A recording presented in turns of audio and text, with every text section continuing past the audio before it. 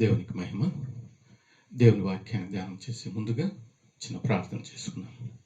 ప్రేమగల మా పరలోక తండ్రి, నీ గొప్ప నామానికి స్తుతి స్తోత్రాలు చెల్లిస్తున్నాం. కన్న తండ్రి, నీ వాక్య ప్రతిష్ట మాకు అనుగ్రహించి మీకు మహిమ, మాకు ఆశీర్వాదం అనుగ్రహింపచేసి దీవించి కాపాడారు, మహిమ పొందారు. నమ్మి స్తుతిస్తూ యేసు స్వామి పేరట వేడుకున్నామా పరం తండ్రి, ఆమేన్. దేవునికి స్తోత్రం. ప్రభు అయినటువంటి యేసుక్రీస్తు వారి యొక్క పరిశుద్ధ నామములో మీకందరికీ కూడా నా హృదయపూర్వక వందనాలు తెలియజేసుకుంటున్నాను. ప్రభు యొక్క కృపను బట్టి మీరందరూ కూడా క్షేమంగా ఆరోగ్యంగా ఉన్నారని ఆ తండ్రిని స్తుతిస్తున్నాను. వాక్య ధ్యానమునకే పరిశుద్ధ గ్రంథంలో నుంచి మార్కు సువార్త 9వ అధ్యాయము కొన్ని వచనాలు చదువుకొని ధ్యానం చేస్తాం.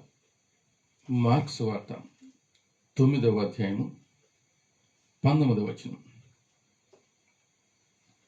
18 నుంచి, అది ఎక్కడ వాడిని పట్టునో అక్కడ వాడిని పడద్రోయను. అప్పుడు వాడు నురుగు కార్చుకొని పండ్లు కోరుకుని మూర్ఛలను దాన్ని వెలగొట్టుడని నీ శిష్యులను అడిగితిని, కానీ అది వారి చేత కాలేదని ఆయనతో చెప్పాను. 22వ వచనాన్ని గమనించినట్లయితే, అది వాని నాశనం చేయవలనని తరచుగా అగ్నిలోను నీళ్లలోను పడద్రోయను. ఏమైనాను నీ వలన అయితే మా మీద కనికరపడి మాకు సహాయము చేయము అనెను. అందుకు యేసు, నమ్ముట నీ వలన అయితే నమ్మువానికి సమస్తము సాధ్యము అని అతనితో చెప్పాను. ఈరోజు వాక్య ధ్యాన అంశాన్ని గమనిస్తే, నీ వల్ల ఏమి అవుతుంది? ఈ భూమి మీద జీవించేటువంటి మన వల్ల, ఎవరి వల్ల ఏమి జరుగుతుంది అనేది మనము తెలుసుకుందాం. ఈరోజు నీ వల్ల ఏమవుతుంది? మనుషుల వల్ల ఏమవుతుంది? ఈ లోకస్తుల వల్ల ఏమవుతుంది? దేవుని వల్ల ఏమవుతుంది? ఏమి జరుగుతుంది అనేది మనము గమనిస్తాం. సృష్టికర్త అయినటువంటి యేసు ప్రభు వారు ఈ భూమి మీద శరీరధారిగా ఉన్నప్పుడు ఆయన సువార్తను ప్రకటిస్తూ అన్ని రకాల వ్యాధిగ్రస్తులను బాగు చేస్తూ, పాపులను పరిశుద్ధులుగా చేస్తూ, పరలోక విషయాలందరికీ తెలియజేస్తూ ఆయన సంచరిస్తున్నాడు. అలాగా సంచరించే సందర్భంలో ఒక్క సందర్భంన ప్రభు వారు తాబోరు అన్నటువంటి పర్వతం మీదకి వెళ్ళి రూపాంతరం పొంది క్రిందికి దిగి వస్తున్నాడు. ఆ సందర్భంలో క్రింది భాగాన ఒక తండ్రి తన కుమారునికి ఆరోగ్యం సరిలేక, అంటే దయ్యం పట్టి, ఆ దయ్యం పట్టినటువంటి కారణాన ఆ బిడ్డకు బాగు చేసుకున్నానికి ఎన్నో తిప్పలు పడ్డాడు, కానీ ఏం ప్రయోజనం లేకపోయింది. చివరికి యేసు ప్రభు దగ్గరికి తీసుకొచ్చాడు. మొదటిగా శిష్యులను అడిగాడు, ఈ నా కుమారునికి బాగలేదు, ఇతనికి దయ్యం పట్టింది, దీన్ని మీరు వెళ్ళగొట్టండి అని ఆ తండ్రి యేసు ప్రభు వారి యొక్క శిష్యులను అడుగుతున్నారు.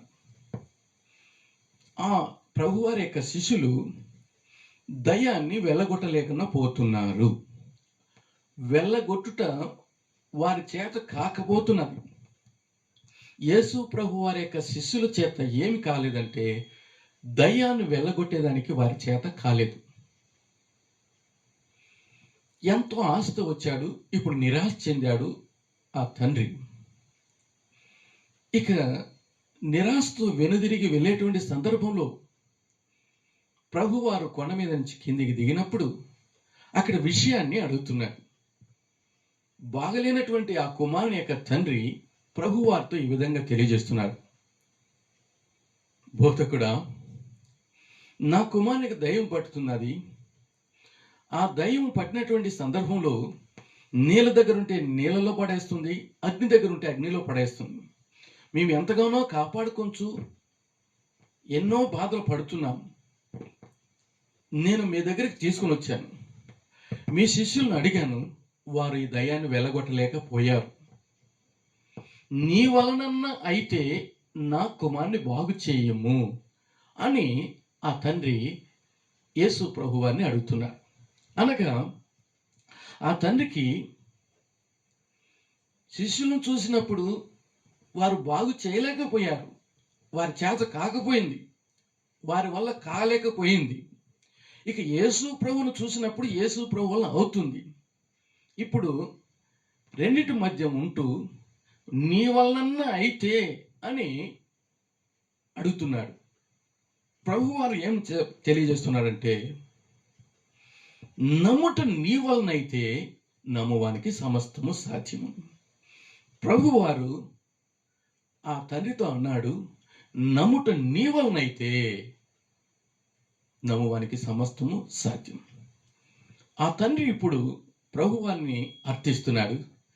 తండ్రి, నాకు అపనమ్మకం లేకుండా నమ్మకం కలిగేటట్లుగా నా పైన కృప చూపించు, నన్ను కనికరించు, నా బిడ్డకు ఆరోగ్యాన్ని ప్రసాదించు అని కన్నీటితో ప్రార్థన చేశారు. కరుణామయుడు యేసు ప్రభువారు ఆ తండ్రి యొక్క కన్నీటిని చూసి బాగలేనటువంటి ఆ కుమారుని యొక్క దేహంలో ఉన్నటువంటి దయ్యాన్ని గద్దించాడు, దానికి ఆజ్ఞాపించాడు. ఆ దయ్యము అతన్ని వదిలి వెళ్ళిపోయింది. ఆ కుమారుడు ఇప్పుడు బాగుపడ్డాడు. కుమారుడు తండ్రి ఇద్దరు కూడా యేసు క్రీస్తు వలన ఇది జరిగినది, యేసు క్రీస్తుకి ఇది సాధ్యమైనది, యేసు క్రీస్తు వలన ఇది అయినది. శిష్యుల వల్ల కాలేకపోయినది. నేను నమ్ముటకు నాకు సహాయం చేయము, నమ్ముట వలన సమస్తము సాధ్యమని చెప్పినటువంటి యేసు ప్రభుకు ఆ నమ్మకాన్ని కలిగించమని ప్రభువాన్నే అడిగాడు, అనగా ప్రార్థించాడు కన్నీటితో. యేసు ప్రభువారు ఆ కన్నీటి ప్రార్థన ఆలకించి కార్యాన్ని సాధ్యపరిచాడు. యేసు క్రీస్తు ప్రభువారు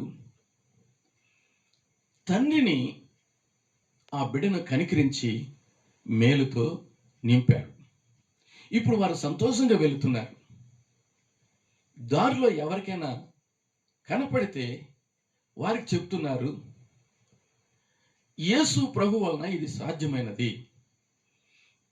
ఎంతో మంది దగ్గర, ఎన్నో వ్యక్తుల దగ్గరికి వెళ్ళాను, కానీ ఎవరి వలన సాధ్యం కాలేదు, ఎవరూ బాగు చేయలేకపోయారు, ఎవరి చేత కాలేకపోయింది. అయితే యేసు క్రీస్తు ప్రభు వారి వలన అయినది, నా బిడ్డకు స్వస్థత కలిగినది అని వీధిలోను, ఊరిలోను, ఇంట్లోనూ అంతా కూడా సాక్ష్యం తెలియజేసేవాడుగా ఉంటున్నాడు. శిష్యుల వల్ల కాలేదు, ఇంతకుముందు ఏ మనుషుని వల్ల కాలేదు, ఎవరి వల్ల కాలేదు, ఏ అధికారి వల్ల కాలేదు, ఏ మాంత్రికుని వల్ల కాలేదు.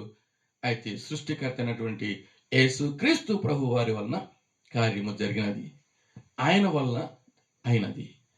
ఎప్పుడు అంటే ఆ వచ్చినటువంటి తండ్రి కన్నీటితో నమ్మకంతో ప్రార్థన చేసినప్పుడు అది సాధ్యమవుతున్నదని మనకి ఈ వాక్యం ద్వారా దేవుడు తెలియజేస్తున్నాడు. మన జీవితాల్లో కూడా నీ వలన నా వలన అవుతుంది అనుకుంటాం, దేవుడు లేకుండా ఏది కూడా జరగదు. యేసు ప్రభు వారు చేయకపోతే మన నుంచి ఏమాత్రం కూడా కాదు. యాకోబు అన్నటువంటి ఆయనకు రాహేలు అన్నటువంటి భార్య ఉన్నది. వారికి సంతానం లేనటువంటి కారణాన ఆదికాండములో 30 అధ్యాయంలో రాహేలు యాకోబుతో అంటున్నది, నాకు నువ్వు సంతానాన్ని అనుగ్రహించవా అని. అప్పుడు యాకోబు అంటున్నాడు, నేనేం దేవుణ్ణా? దేవుడు కదా దయచేసేది, దేవుని వల్ల కదా అది సాధ్యము, దేవుని వల్ల కదా అది అయ్యేది అని చెప్తున్నాడు. కనుక ఆ రాహేలు ప్రార్థన చేసినప్పుడు దేవుని వల్ల అది అవుతున్నది, వారికి దేవుడు సంతానాన్ని ప్రాప్తింప చేస్తున్నాడు. యాకోబు తన కుటుంబంతో తన సొంత ప్రాంతానికి, వాగ్దత్త భూమికి తిరిగి వచ్చేటప్పుడు యాకోబు యొక్క మామ లాబాను వెంటాడాడు హాని చేసేదానికోసం. అయితే దేవుడు అతన్ని సంధించి అతనికి కలలో హెచ్చరిక చేశాడు, నా బిడ్డైనటువంటి యాకోబు నువ్వు తాకద్దు, మంచి గాని చెడ్డ గాని నువ్వు పలకద్దన్నప్పుడు అతడు చెప్తున్నాడు, యాకోబుతో ఈ విధంగా తెలియజేస్తున్నాడు, నేను నీకు కీడు చేయట నాకు చేతన అవును, అయితే నీ తండ్రి అయినటువంటి దేవుడు నన్ను సంధించిన కారణాన, నాకు హెచ్చరిక చేసిన కారణాన్ని బట్టి నేను నీకు ఏ హాని చేయలేకపోతున్నానని, చేయగలిగేటువంటి నేను నీకు కీడు చేయలేకపోతున్నాను. కారణం ఏమిటంటే దేవుడు. అవును, దేవుడు మన పక్షాన ఉంటే ఈ లోకంలో ఏ వ్యక్తి కూడా మనకు హాని చేయలేరు. దేవుడు మనతో ఉంటే ఆ కన్న తండ్రి మనకు సహాయం చేసినట్లయితే ఏ కీడు కూడా మనము తాకలేదు. ఏ వ్యక్తి వలన ఏమవుతుందో కానీ మరి దేవుని ఎదుట వాని కార్యాలు సాగవు. కనుక ఈ వాక్యాన్ని బట్టి మనం గమనించినట్లయితే, దేవుని నమ్మినట్లయితే, దేవుడు మనకు సహాయం చేసినట్లయితే, దేవుణ్ణి ప్రార్థించినట్లయితే, దేవుడు మనకు జరగకూడనటువంటి కార్యాలు కూడా జరిగేటట్లుగా, ప్రతికూలమైనటువంటి కార్యాలు అనుకూలమయ్యేటట్లుగా, అసాధ్యమైన కార్యాలు సాధ్యమయ్యేటట్లుగా, ఇంతవరకు జరగనటువంటి కార్యాలు జరిగేటట్లుగా దేవుడు జరిగించేవాడుగా ఉంటున్నాడు.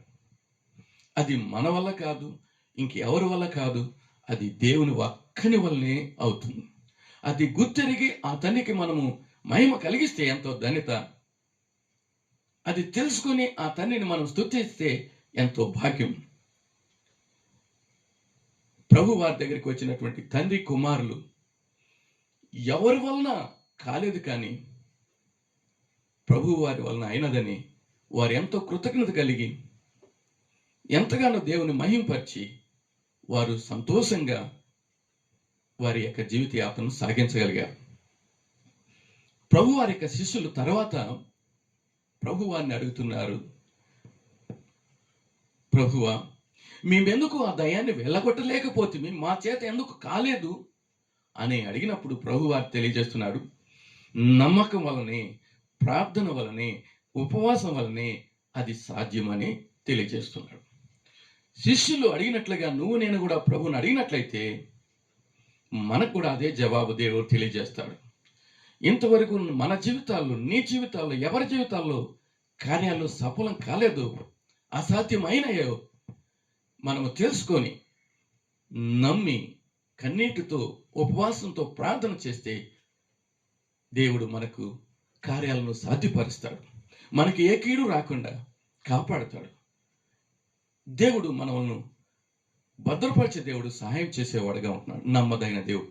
ఆ రోజు ఉన్న దేవుడు ఈ రోజు ఉన్నాడు, ఈ రోజున దేవుడు రేపు కూడా ఉన్నాడు.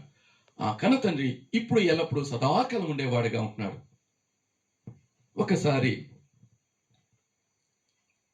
ఒక దైవజనుడు ఒక మీటింగ్లో యేసు ప్రభు వారు కానా అన్నటువంటి వివాహములో నీటిని ద్రాక్షారసంగా మార్చాడు. అది ఎంతో మధురమైనది. అందరూ దాన్ని సేవించి దేవుని ఎంతగానో మహింపరిచాడు.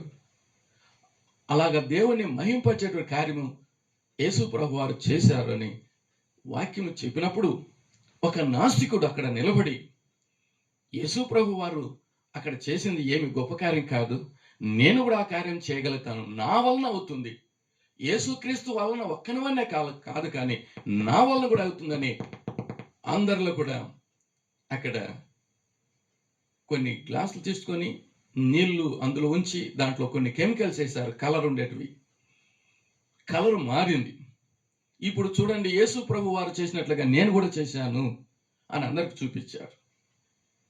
యేసు ప్రభు వలన ఒకని వల్లే కాదు, నా వల్ల కూడా అయినదని అక్కడ తెలియజేసినప్పుడు ఒక బాబు అక్కడ నిలబడి, అయ్యా మంచిది, యేసు ప్రభు వారి వల్ల అయినటువంటి కార్యము నీ వల్ల కూడా అయినది, అయితే నువ్వు మొదటగా ఆ నీటిని త్రాగు, తర్వాత అందరం కూడా త్రాగుతామని చెప్పారు.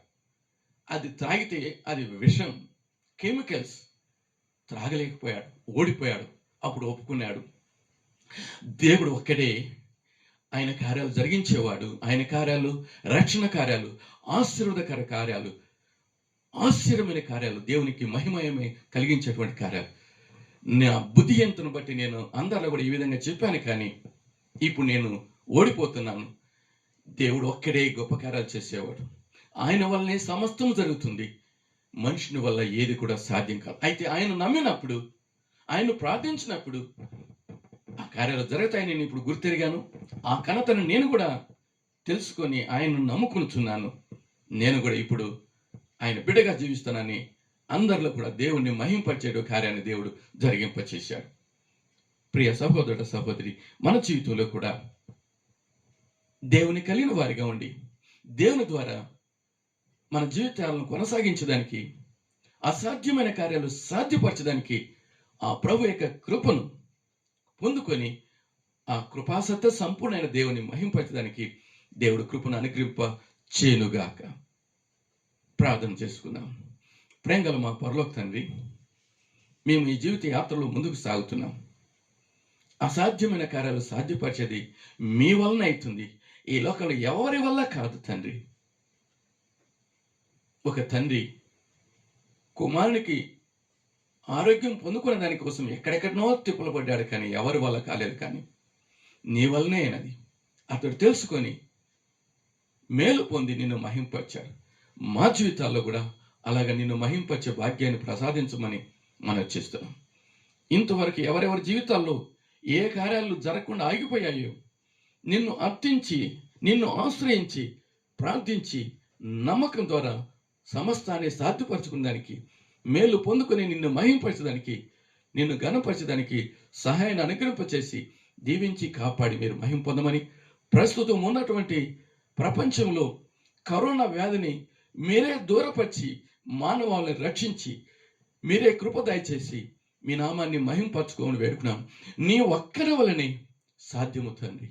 ఎవరి వలన ఇది కార్యం జరగదు కనుక దేవా, నీ వల్ల అవుతుంది కనుక మానవాళిని నమ్మి ఆరోగ్యాన్ని పొంది, అలాగని ఆత్మీయ ఆరోగ్యాన్ని పొంది మీ రాజ్య వారసులవుటకు, నీకు మహిమ కలిగించుటకు సహాయం చేసి దీవించి కాపాడారన్న మీ స్తుతిస్తూ యేసుక్రీస్తు నామాన్ని బట్టి అతి వినంగా వేడుకున్నాను నా ప్రియ పరలోక తండ్రి.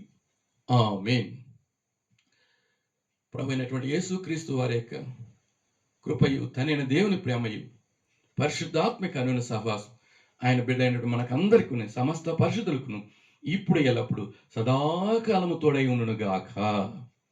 ఆమేన్.